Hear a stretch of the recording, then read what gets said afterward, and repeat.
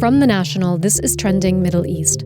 I'm Ban Barqawi. It's Friday, March 14th. Here are today's headlines. Syria's interim President Ahmed Al Sharaa has signed a new constitutional declaration outlining plans for transitional governance and justice in the country. The document was compiled by a 7-member body of legal experts. Its purpose is to define a temporary framework for managing state affairs, including control over arms.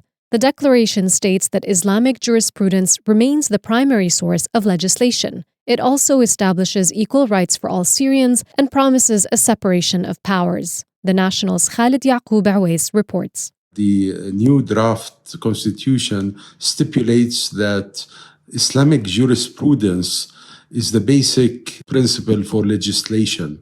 Islamic jurisprudence bears different interpretations, and there is no one codified body of Islamic jurisprudence. Its application depends whether one, for example, subscribes to more extreme version of Islam or a more moderate version. Syria's new government took control of the country when it ousted former President Bashar al-Assad in December. Minority groups in the country have feared that they will be persecuted under the new rulers. In the past week, sectarian violence broke out in Syria's coastal towns, where government-aligned armed groups committed revenge killings against Alawite civilians.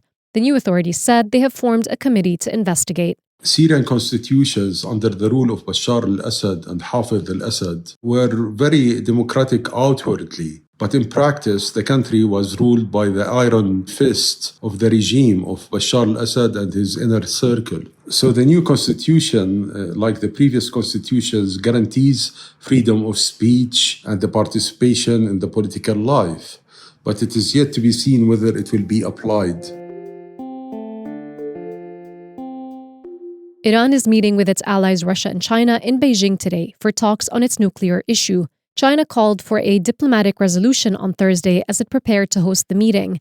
A Chinese foreign ministry spokeswoman said it was a chance to, quote, turn the momentum of restarting dialogue. This comes amid heightened tensions between Tehran and Washington. Iranian officials have repeatedly said they would not negotiate under intimidation as U.S. President Donald Trump intensifies a maximum pressure policy. Iran's supreme leader has accused the U.S. of, quote, deceiving public opinion after Mr. Trump sent a letter inviting Tehran to discuss a nuclear deal. Speaking to a crowd of university students, Ayatollah Ali Khamenei said negotiations with Washington would not lead to lifting sanctions.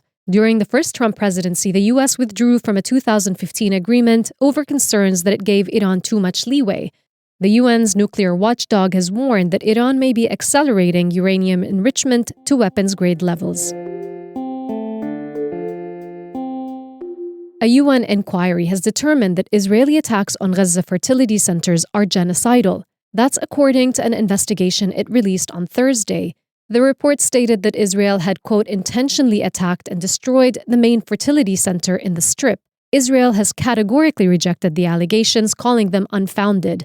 The commission found that Israeli authorities destroyed the reproductive capacity of Palestinians in Gaza by systematically targeting reproductive health care. The accusations are directed at events that took place during Israel's war in Gaza, which began after the Hamas attacks on October 7, 2023. The UN's Genocide Convention defines the crime as acts committed with intent to destroy a group in whole or in part. The findings allege 2 categories of genocidal acts: deliberately inflicting conditions that physically destroy the group and preventing births. Israel also faces a genocide case at the International Court of Justice brought by South Africa last year.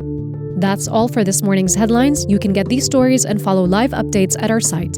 Ban Barqawi, The National.